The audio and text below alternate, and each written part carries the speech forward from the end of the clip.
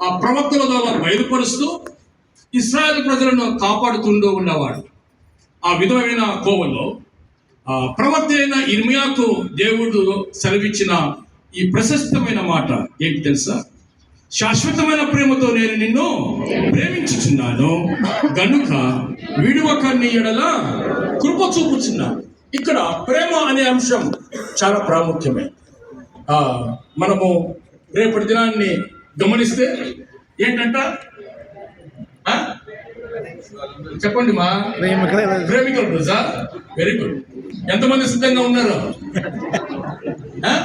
ఎన్ని బహుమానాలు రెడీ చేసుకొని సర్ప్రైజ్ కదా ప్రియులారా.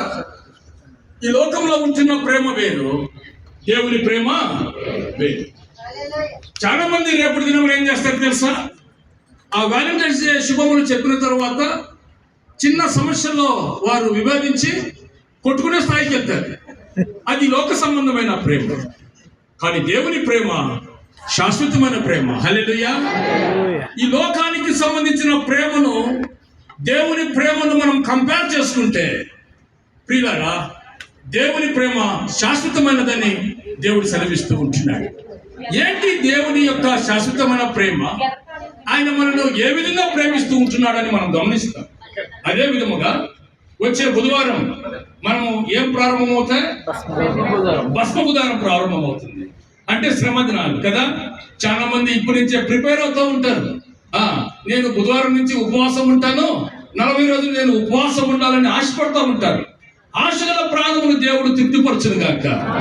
ఆ ఉపవాసములో దేవునికి మహిమకరముగా ఉండాలి, కానీ ఇతరులను ఆకర్షించే విధముగా ఉండకూడదని దేవుడు సెలవిస్తూ ఉంటున్నాడు. కనుక ఈ దినమున దేవుని సన్నిధికి వచ్చిన నీవు నేను కూడా దేవుని వాక్యము చేత హెచ్చరింపబడి, దేవుని వాక్యము చేత సరిచేయబడి మనము చేసే ఆ యొక్క క్రియలు దేవునికి మహిమకరంగా ఉండాలని దేవుడు ఆశపడుతూ ఉంటున్నాడు. హల్లెలూయా. అపోస్తలుడైన పౌలు అంటాడు కదా, నేను మనుషులను సంతోషపెట్టువాడనైతే క్రీస్తు దాసులను కాను.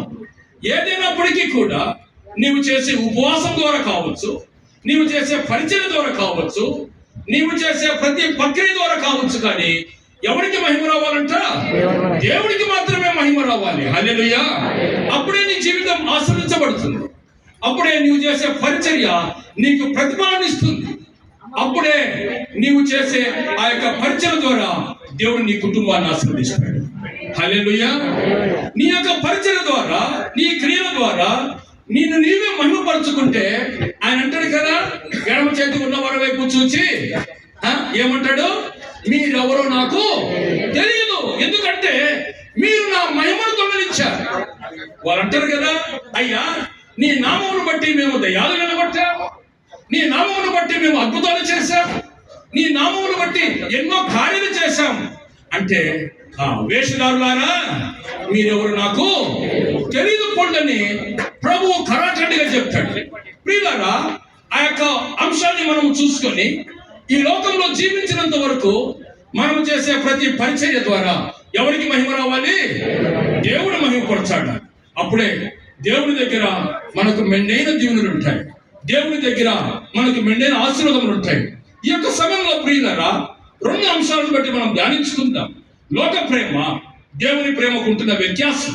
అదే విధముగా ఆ యొక్క ఉపవాస దినాలు దేవునికి మనం ఏ విధంగా జీవించాలి క్లుప్తముగా మనం ధ్యానించుకొని ప్రభు బలలో యోగ్యమైన రీతిగా మనం పాల్గొన్నాం. ప్రియులారా, ఈ సమయంలో మనం ఆలోచన చేస్తే ఈ లోకంలో కొన్ని ప్రేమలు ఉంటున్నాయి. ఏం ప్రేమలు చెప్తామా? తల్లిదండ్రులు బిడ్డలకు మధ్య ఉంటున్న ప్రేమ. ఈ లోకంలో ప్రియులారా, తల్లిదండ్రులు బిడ్డల మధ్య ఉంటున్న ప్రేమ ఒకసారి మనం గమనిస్తే చూడండి, అది చాలా కాలము నిలవలేకపోతుంది. ఈ భయంకరమైన దినాలలో తల్లిదండ్రులు బిడ్డలను కని వారు ఎంతగానో పెంచి పోషించి వారు పెద్దవారిని చేసిన తర్వాత ఆ బిడ్డలు ఏం చేస్తూ ఉంటున్నారు? తల్లిదండ్రులను మర్చిపోయేవారుగా ఉంటున్నారు. తల్లిదండ్రుల మీద ప్రేమ తొలగించేవారుగా ఉంటున్నారు. తల్లిదండ్రులు సహితం ఒక తల్లిదండ్రులకు 2 బిడ్డలు ఉంటే ఆ తల్లిదండ్రులకు ఎవరి మీద ఉంటుందంట? ఒక బిడ్డ మీద ప్రేమ, ఇంకొక బిడ్డ ఆ వ్యత్యాసము వారికి కనబడినప్పుడు ఆ బిడ్డలు ఏమంటారు తెలుసా? ఓ డాడీ నువ్వు వాడిని ఎక్కువ ప్రేమిస్తావు కానీ నన్ను నువ్వు ఇష్టపడడం లేదు. అలాంటి వ్యత్యాసమైన ప్రేమల్లో చాలా కుటుంబాలు కదా.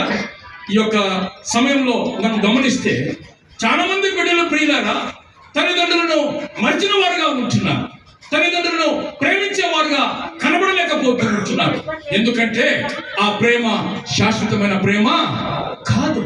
కొంతమంది తల్లిదండ్రులు తండ్రి మనం గమనిస్తే భయంకరమైన దినాల్లో మనం ఉంటున్నాం. కొన్ని వీడియోలు, కొన్ని వార్తాపత్రికలు అవి విన్నప్పుడు నిజముగా హృదయం ఎంతగానో గాయపరచబడుతుంది. లోకము ఎక్కడికి వెళ్తుందో, ఏంటి భయంకరమైన లోకం అని వేదన పడుతుంది.